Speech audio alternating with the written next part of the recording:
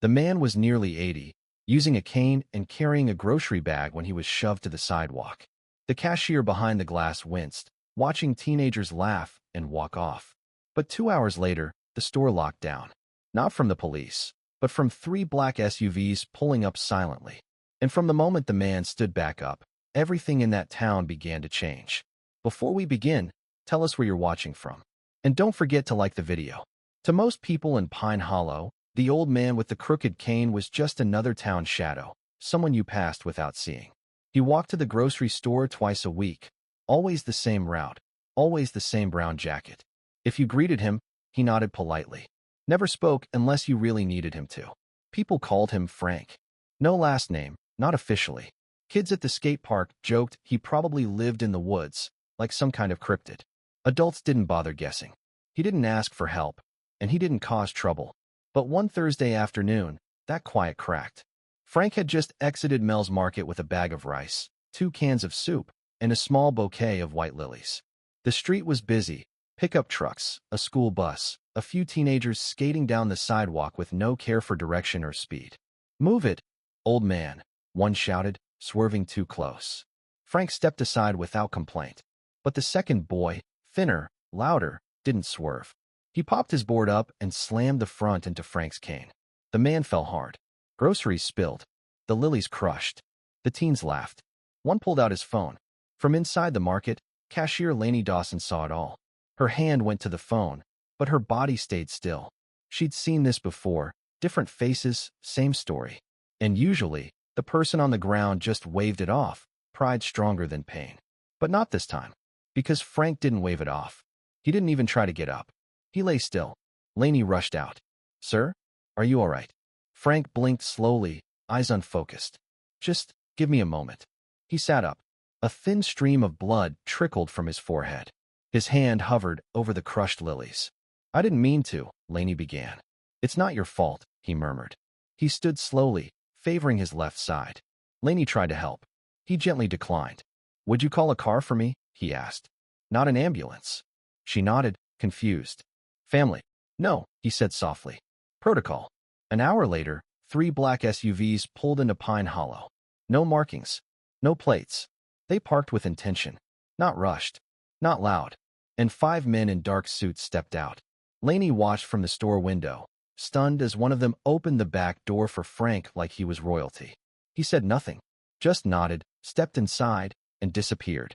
2 customers filmed it. One posted, "Who is this guy?"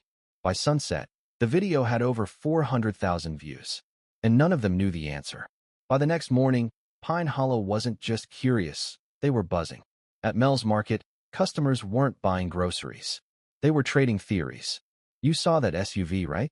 Looked like federal detail to me." "My cousin swears he saw the driver wearing an earpiece." Online, the video of Frank being picked up had gone viral. Some viewers speculated he was a retired senator. Others thought CIA. A few conspiracy pages even claimed he was in witness protection. But the only thing everyone agreed on? That was no ordinary old man. Lainey, the cashier, had barely slept. She kept replaying the moment he'd said, "Protocol," like it wasn't the first time he'd made that kind of call.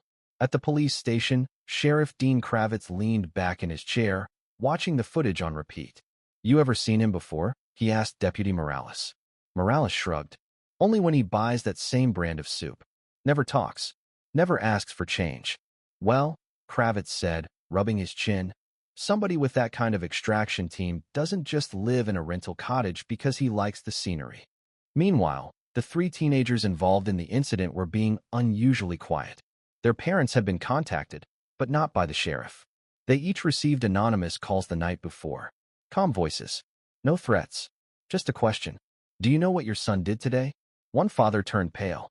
The next morning, 2 of the boys posted public apologies. The third deleted all social media and hadn't left his house. That afternoon, Frank returned. Not in an SUV. He walked. Same cane. Same brown jacket. Bandaged temple. He entered Mel's Market like nothing had happened. People stared. Lainey froze at the register. "You okay?" she whispered when he reached her. "Just bruised," he said. "You really didn't want medical?" Frank's eyes were calm. Not the kind they offer here. As he gathered his groceries, Lainey lowered her voice. "Can I ask you something?" He paused. Who are you? Frank looked at her for a long moment, then gave a small, tired smile. Someone who used to fix things when others couldn't. He left it at that. But as he exited, a tall man in a dark coat leaned against the alley wall nearby. He didn't follow Frank. He didn't move. He just watched. Laney saw him, and suddenly realized something deeper was happening than a teenager's prank. If you believe some people carry more than we'll ever see, and serve long after their service ends, type respect in the comments. The sheriff had seen plenty in his years, meth labs and barns, small-town feuds gone bad, even a tornado once, but never this. No records. None. Frank's rental had no official lease. The utility bills were prepaid in cash. No driver's license, no veteran's card, no medical ID. He wasn't even on the voter rolls. I'm telling you, Morales said, lowering his voice, it's like the guy doesn't exist. Sheriff Kravitz leaned forward. Everyone exists somewhere. Try military records. Morales nodded. I already ran his photo through facial recognition. And 2 partial matches. Both classified. Access denied. That phrase sat heavy in the air. Back at Mel's Market, Laney found herself glancing toward the door every few minutes. Frank hadn't returned, but the man in the dark coat had. 3 times. He never bought anything. Just walked the perimeter, slow, deliberate, as if waiting for someone to make a mistake. The older locals started noticing too. Mr. Dugan, who always sat on the bench near the post office, muttered to his wife, that man watches like he's been trained to kill. That night, Laney did something she hadn't done in years. She went to the library. Not to check out books, but to use the old newspaper archives. She typed in only one word. Frank. Dozens of Franks. None from Pine Hollow. But one story caught her eye, a small article from 1989, published out of Quantico. A training accident. 2 men dead. 1 survivor, unnamed. She squinted at the blurry photo. The outline of the man being helped into an ambulance was familiar. Next to the article, someone had scrawled a note in pen. Operative cleared. Eyes only. Ghost 6. She copied the page and slipped it into her purse. The next morning, Frank was back in town. Same bench. Same cane. This time sitting. Laney approached, carefully. I looked you up, she said quietly. I figured you would. What's Ghost 6? Frank didn't answer at first. Then, it was a team. No patches. No funerals. You were part of it? I was the last one left. Silence settled between them. You're not hiding, are you? She asked. No. Just choosing when to be seen. Why now? Frank looked toward the grocery store, then toward the schoolyard down the street. Because when people stop noticing danger, someone has to step forward again. She opened her mouth to ask more, but his gaze suddenly sharpened. Across the road, the man in the coat had returned, this time, not alone. 2 others flanked him, and Frank's hand slowly curled tighter around the cane. Have you ever misjudged someone, only to learn they were carrying more than anyone knew? How did it change the way you saw others? Frank didn't stand. He didn't panic. But the shift was there, subtle, practiced. His posture straightened by an inch, hand resting differently on the cane. Laney noticed it. So did the man in the coat. For a heartbeat, it was like watching 2 predators recognize each other in the wild. Then the man gave a faint nod and disappeared into the crowd with his companions. Laney sat beside Frank, heart racing. Who are they? Frank didn't answer right away. They were part of something I once shut down, he said finally. Looks like it's stirring again. You think they're here for you?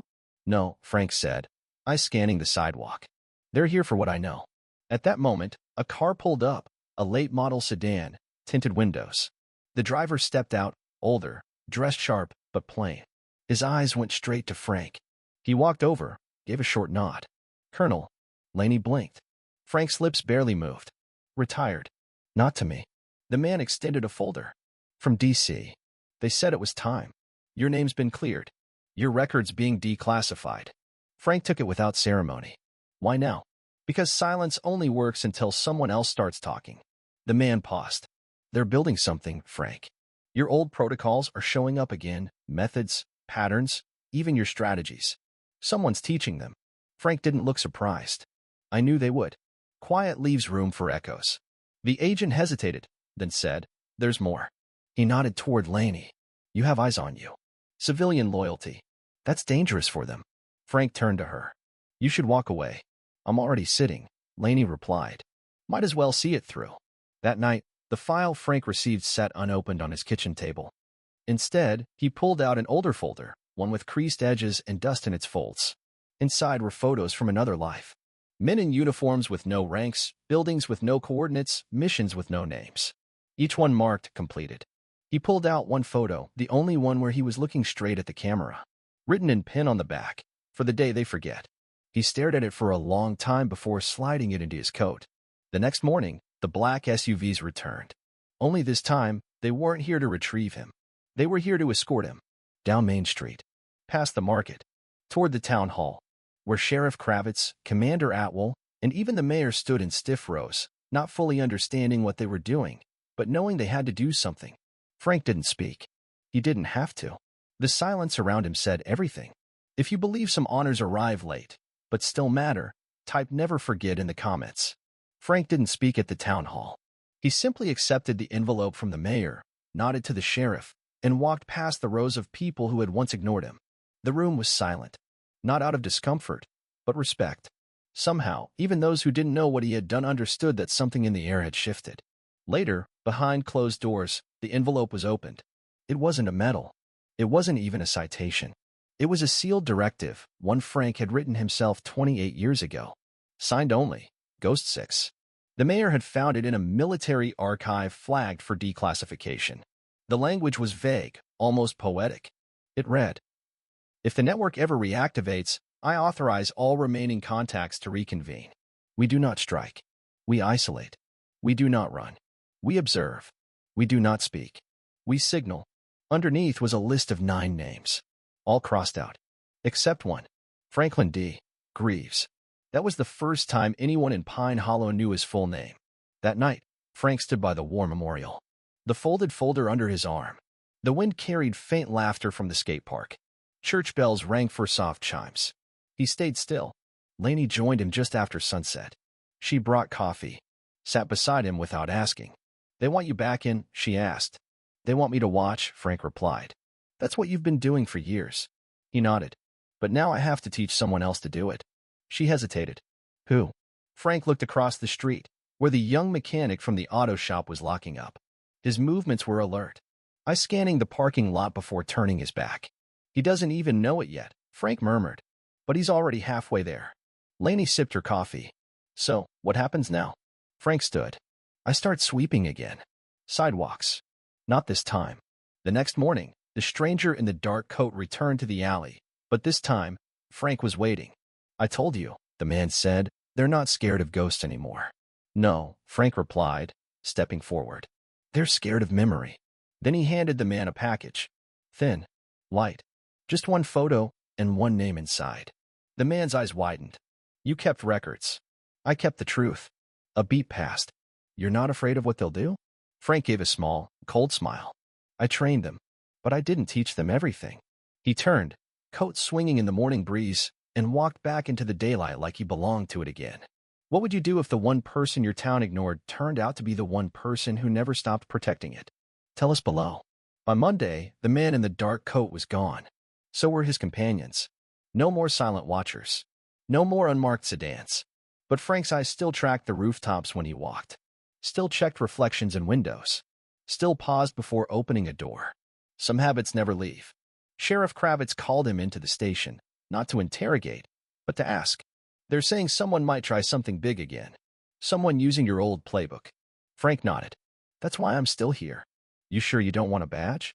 "I've had enough titles," Frank said quietly. "People listen better without one sometimes." That day, he returned to Mel's Market, not for groceries, but to help Lainey resdack a shipment that had come in late. Wordlessly, they worked through crates of canned goods and supplies. When they finished, she handed him a folded slip of paper.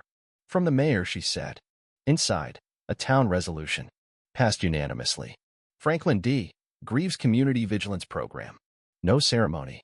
No speeches. Just a promise. To always keep watch. Frank looked at the line near the bottom. "For those who guard the light when no one else sees the dark." He folded it carefully and slipped it into his coat pocket. Later that evening, a call came through the station. "Young man. Nervous. I saw someone take pictures outside the elementary school. I tried to talk to him, but he got in his car and sped off." The description was vague, but the detail that stuck was one the caller didn't realize mattered. He was wearing a jacket with no brand, Just a pin. Looked like a compass, but wrong. Frank was at the station before the sheriff even finished writing the report. They're probing, he said. Looking for soft spots. You think it's connected? I know the symbol. It's one we used, and one they twisted. The sheriff hesitated. You said you were going to train someone. Frank nodded. Tonight. He walked to the auto shop, found the young mechanic closing up again. You got a second? Frank asked. The boy blinked. Sure. You ever wanted to know how to see something before it happens? A beat. The kid grinned. Like what, ESP? No, Frank said. Just experience. They sat in the alley behind the shop. Frank opened a small notebook and began drawing. Traffic patterns. Blind spots. How to tell when someone's watching you before they know you noticed. The boy leaned in. That's how it begins. With one more set of eyes. One more mind ready to notice what most miss. Have you known someone like that? Someone who prepared others for storms they never talked about? Share their name. Because they're the reason some of us still sleep peacefully. By Thursday, Pine Hollow had gone back to normal, at least on the surface. Kids played outside again. The grocery store restocked its shelves. The mayor moved on to planning for the fall festival. But Frank watched the silence like a man waiting for a second shot to ring out. And it came quiet, subtle, like all real threats. A letter arrived at the post office. No address, no stamp. Just a slip of paper inside a blank envelope placed in the town's outgoing bin. On it, a single sentence. Phase 2 begins Friday. Sheriff Kravitz read it, then drove straight to Frank. This from your ghosts? Frank studied the paper. No, this is newer, cruder. But someone trying to be like them? Yes, he said, and trying too hard. They set up eyes at all 4 exits to town. Patrols doubled. Nothing overt, nothing loud. Frank insisted on subtlety. If they see a net, they don't enter. They scatter. Laney helped coordinate observers. The mechanic kid? He didn't leave Frank's side all night. Kept asking questions, eyes sharp with the same cautious fire Frank had once carried. When Friday came, it was quiet. Too quiet. The first sign arrived at 3:12 p.m., an old delivery truck circling the school block 3 times, never stopping. No plates. No logo. Frank caught it from the bench outside Mel's. They're checking response time, he said. At 3:17, the truck passed by the diner. By 3:19, it had vanished. Frank stood. They'll come on foot now. And they did. 2 men, one from the alley, another from the park path. Not armed. Not aggressive. Just drifting, looking. Frank walked straight toward them. You're early, he said. One flinched. The other smiled. You're slower than I expected. Frank looked past them, to the rooftops. 2 more, positioned badly. Exposed. Still learning, Frank said. That's good. Means I don't have to hurt you. The one who smiled stepped forward. This town's nothing. It won't matter. Frank nodded once. Then set into the air, now. In seconds, officers stepped from unseen corners. Not loud. Just present. Calm. Ready. The 4 men were detained without struggle. Frank looked at the last one cuffed. You're right about one thing. The town isn't special. The man smirked. Frank leaned closer. But the people watching are. That night, no one threw a party. But at the war memorial, someone placed fresh lilies. And taped to the base was a note. You didn't have to return. But you did. That's why we're safe. What moment in your life did justice arrive late but sweet? Tell us in the comments. Frank didn't ask for thanks. He never returned to the podium at town hall. Never gave interviews. The people of Pine Hollow just started noticing fewer strangers lingering, fewer problems arriving unannounced.